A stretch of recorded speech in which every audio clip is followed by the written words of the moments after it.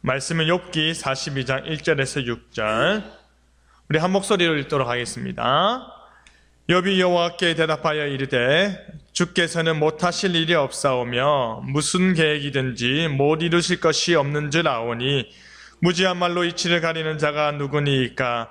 나는 깨닫지도 못한 일을 말하였고 스스로 알 수도 없고 헤아리기도 어려운 일을 말하였나이다. 내가 말하겠사오니 주는 들으시고 내가 주께 묻겠사오니 주여 내게 알게 하옵소서. 내가 주께 대하여 귀로 듣기만 하였사오나 이제는 눈으로 주를 배움나이다. 그러므로 내가 스스로 거두어 드리고 티끌과 죄 가운데서 회개하나이다. 아멘.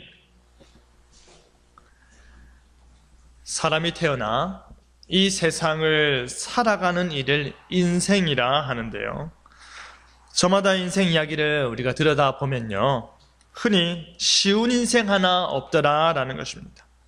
기쁨은 종종 찾아오는 손님이지만 괴로움은 무참히 우리를 휘어감지 않습니까? 겉으로는 웃고 있는데 막상 인생 이야기 보따리를 풀어보면 말로 다 설명할 수 없는 쓰라린 고통과 힘겨움을 저마다 안고 있더라라는 것입니다.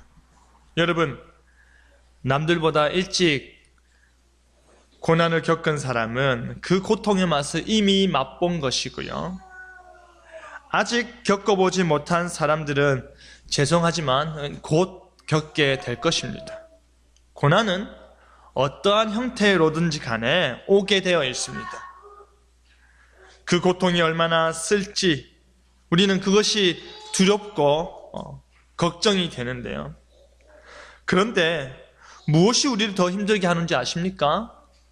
이유를 모를 때입니다.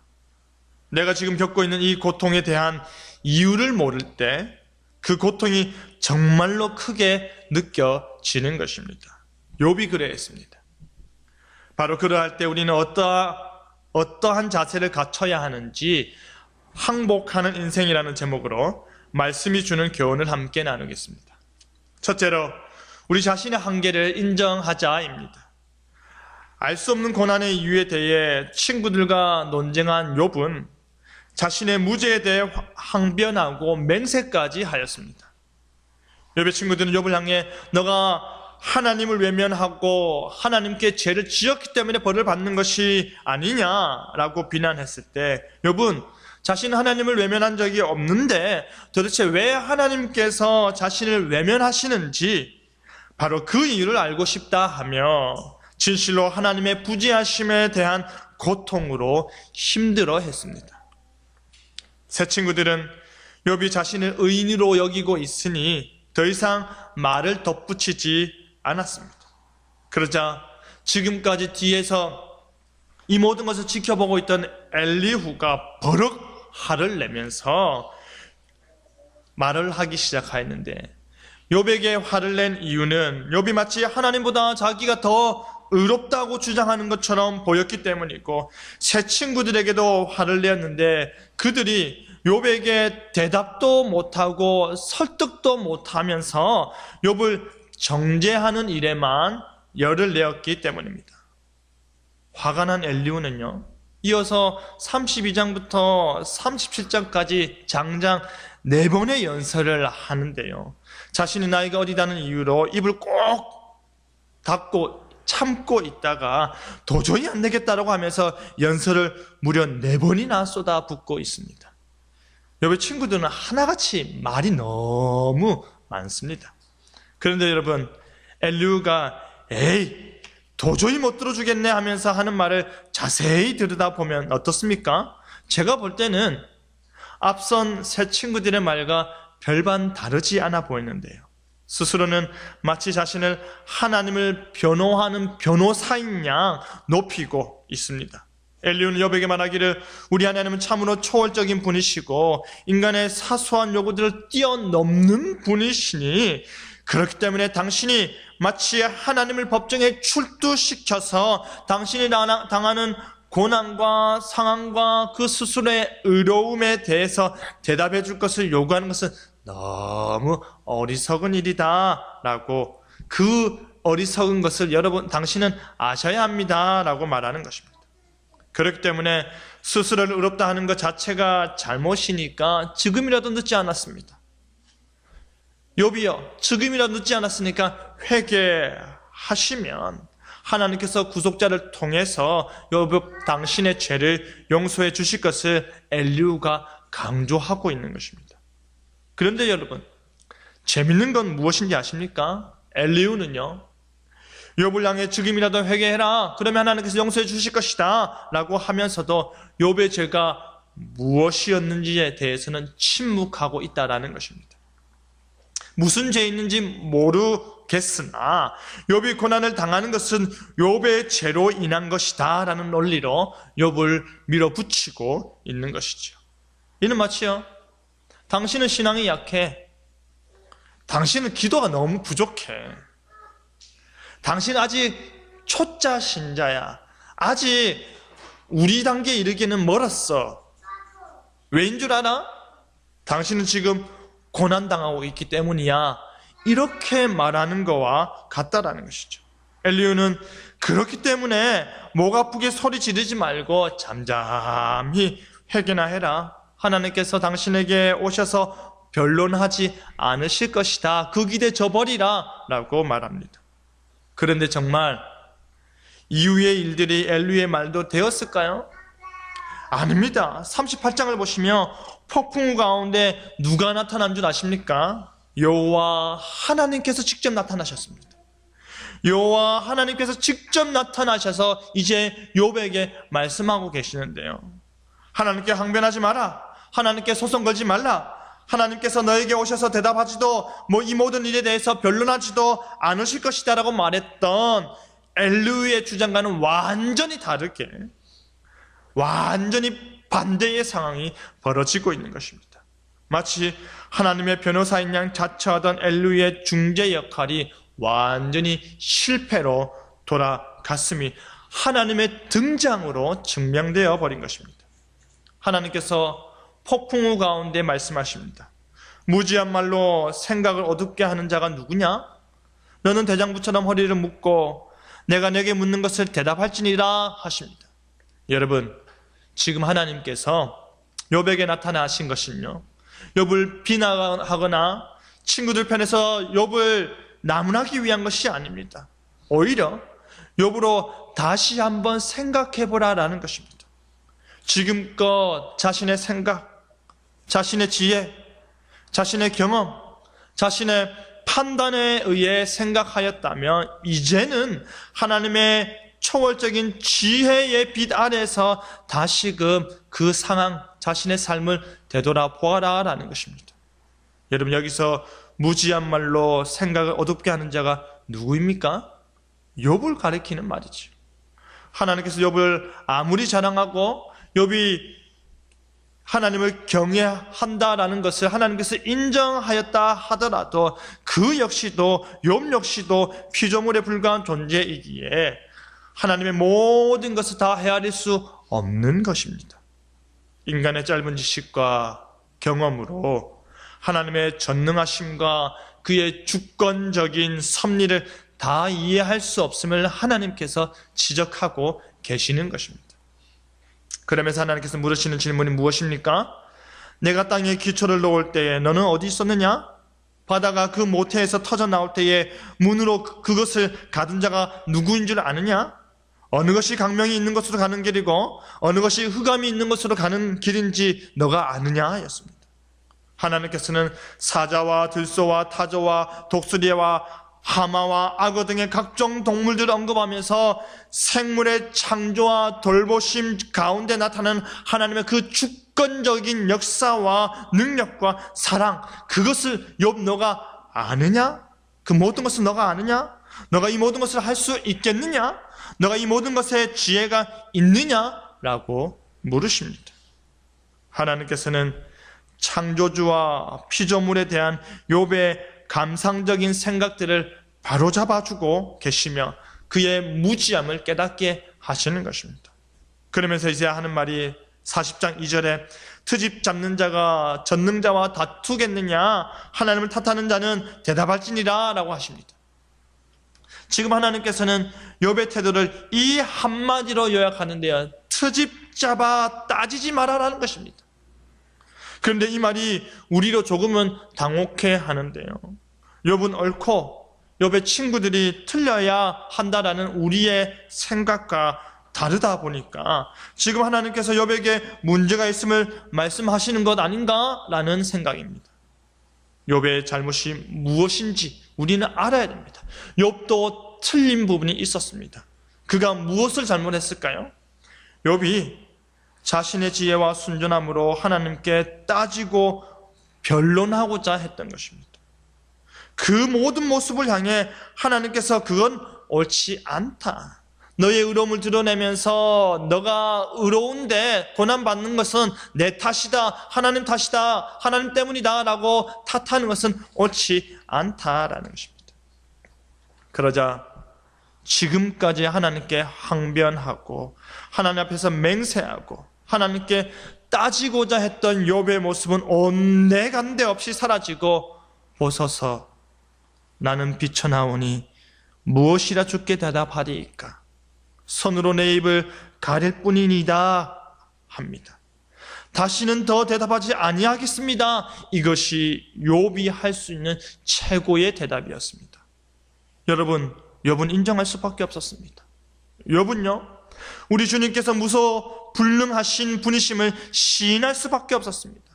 주님께서는 온 세상 모든 것을 그 마음대로 주관하시는 전능하신 분이시기 때문에 자신의 모든 변론에 답이 되었기에 그 모든 것이 하나님의 경영이며 하나님의 계획이었기에 그 하나님께서 목적하시는 바와 하시고자 하는 뜻은 반드시 이루어진다라는 것을 인정할 수밖에 없었던 것입니다.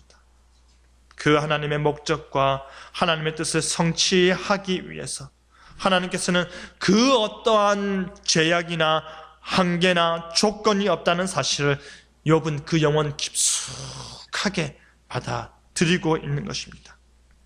무지한 말로 이치를 가는 자가 누구니까? 바로 나입니다. 깨닫지도 못하는 일을 말하는 자가 누구입니까? 바로 나입니다. 스스로 알 수도 없고 헤아리기도 어려운 일을 말하는 자가 누구니까? 바로 나입니다 라고 시인하는 것입니다.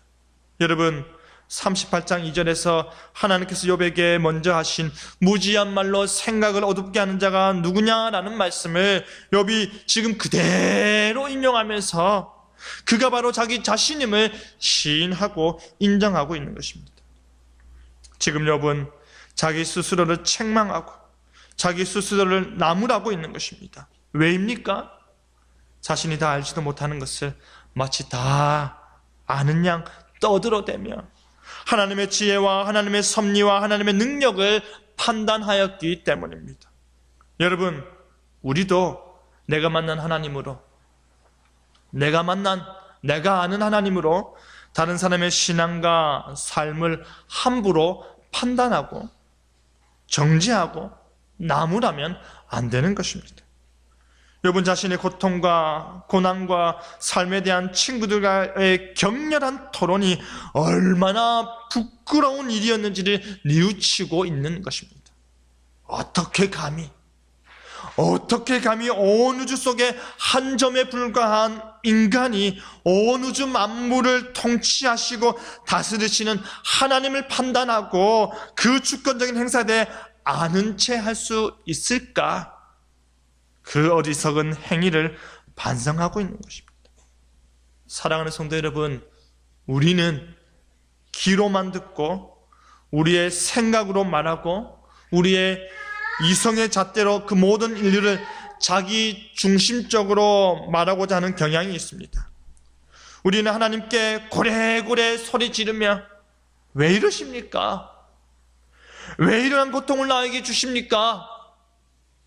내가 고통당하고 내 가족이 힘겨워하고 사람들로부터 온갖 비방과 곤욕을 당할 때 도대체 하나님께서는 어디에 계셨습니까? 나를 사랑한다면서요. 나를 위해 아들까지 주셨으면, 그 귀한 아들까지 주셨으면 왜 내가 지금 고통당할 때, 왜 내가 정작 필요할 때 여기 안 계십니까? 어디 계십니까? 하고 부르짖곤 합니다. 하지만 여러분, 섣불리 하나님을 판단하지 마시길 바랍니다. 우리의 짧은 지식과 경험으로 하나님을 내 생각 속에 가두어 놓고 그곳에서 난도질하지 마시길 바랍니다. 우리 하나님은 진정 우리의 생각을 초월하시고 우리의 삶의 모든 것을 다 둘러보면서도 그의 계획하신 바와 그의 뜻하신 바대로 섭리하시는 분이시기 때문입니다.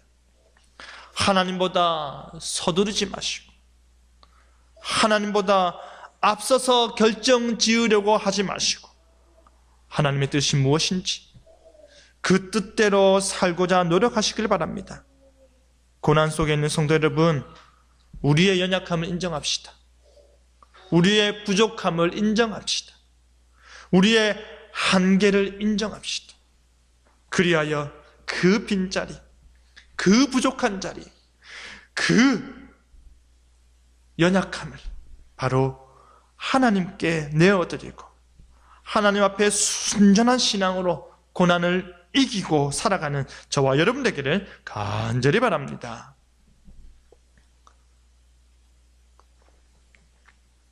둘째로 하나님을 인정하자입니다.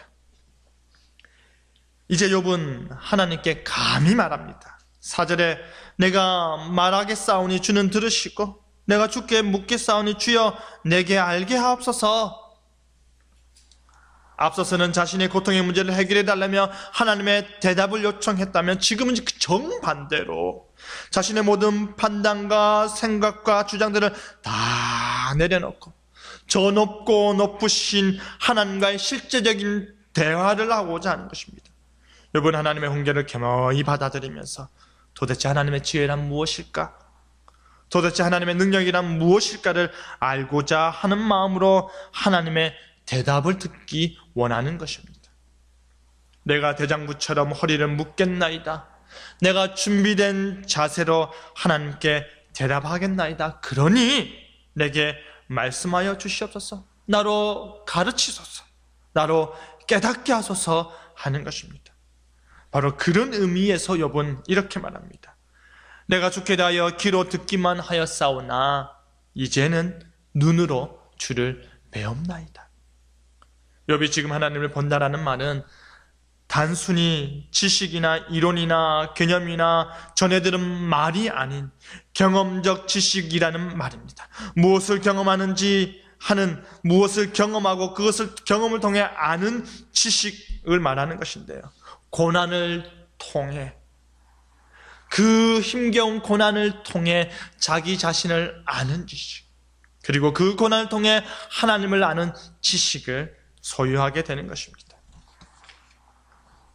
욥이 하나님을 직접 대면함으로 인해 말로만 듣던 하나님을 경험하고 그의 존귀와 영광과 능력이 얼마나 위대한지를 깨닫게 되었을 때 욥은 자기 자신이 너무나도 부끄럽고 초라함을 느꼈습니다.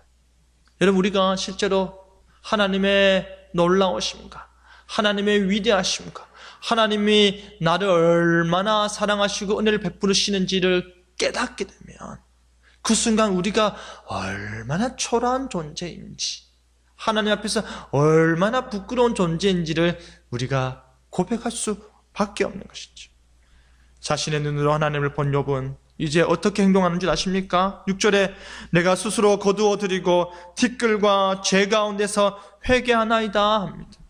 욥은 자기 스스로 자신의 모든 주장들, 자신의 모든 호소들, 자신이 내뱉었던 모든 말들을 거두어드리고자 합니다.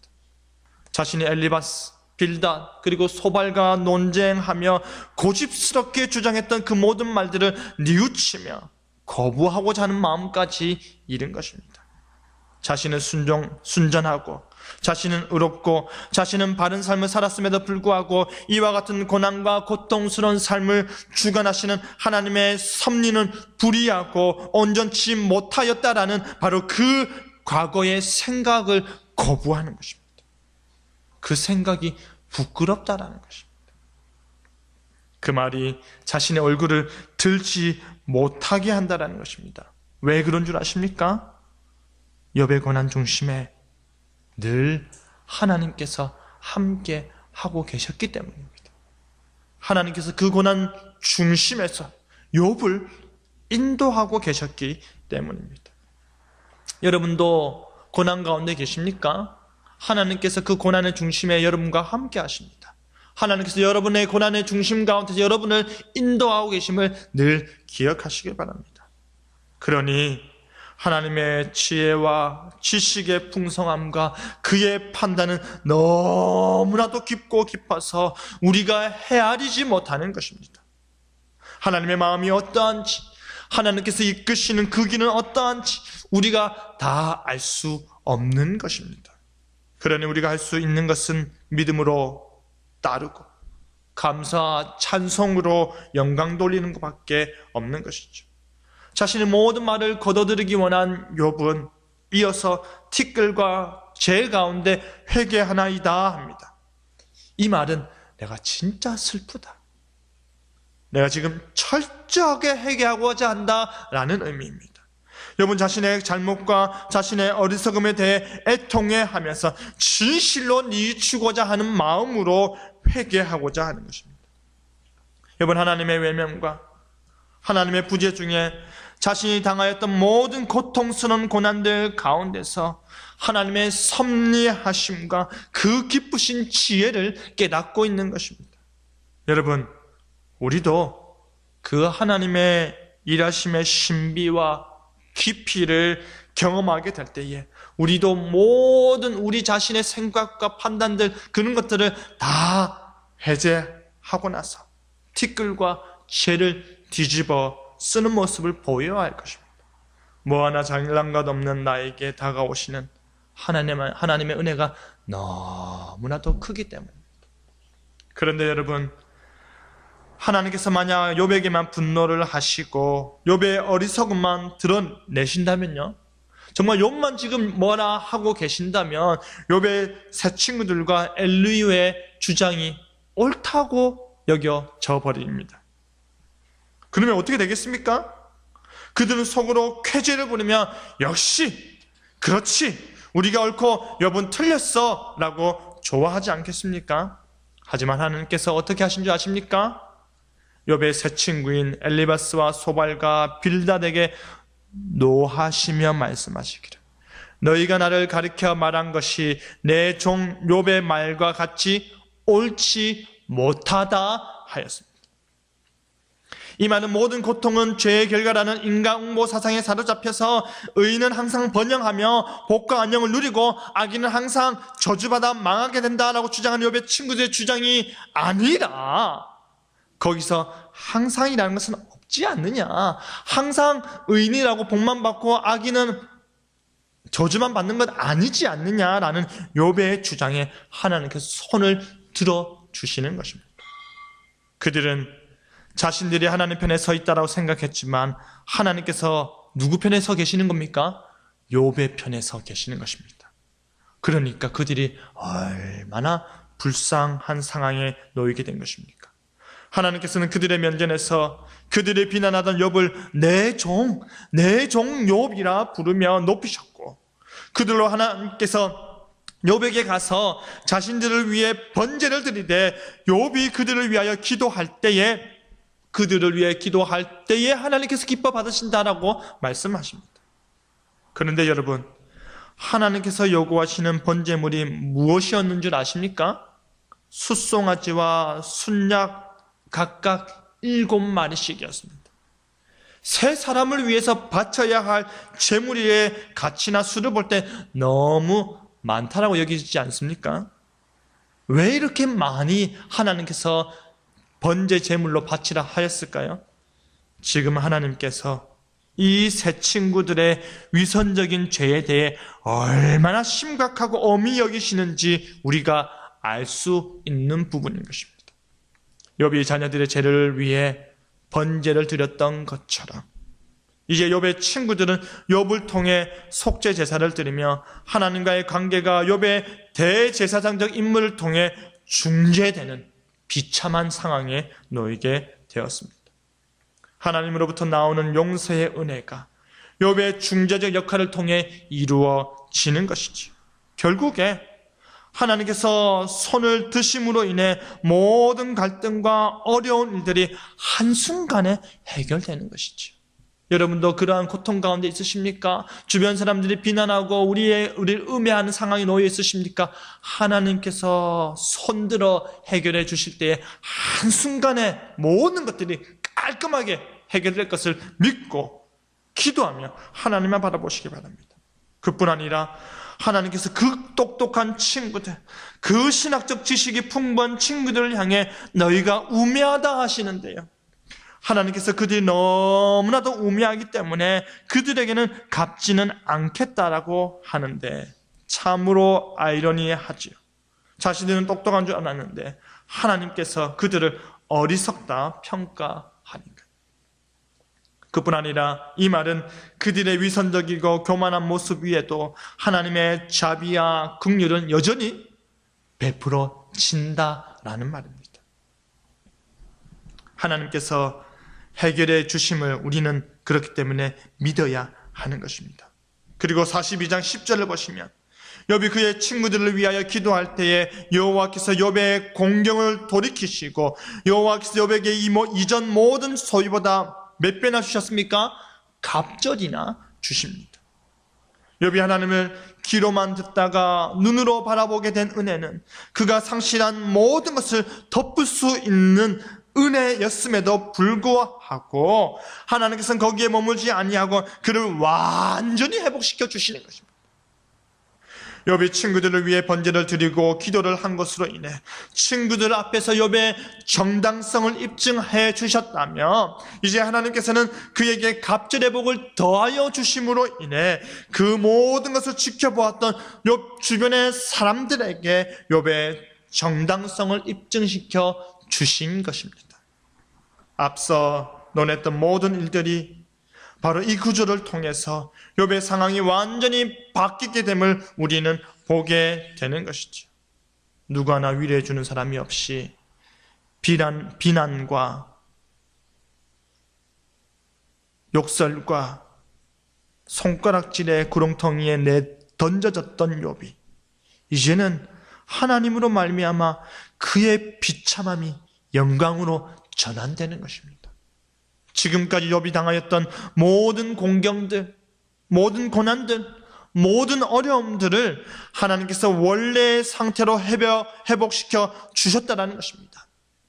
아니 갑절이나 주셨다는 것은 그가 고난 속에서도 하나님을 원망하지 아니하고 내가 욥을 보았느냐라는 하나님의 말씀에 합당한 모습을 지켜낸 욥을 향한 하나님의 풍성한 은혜와 복을 의미하는 것입니다.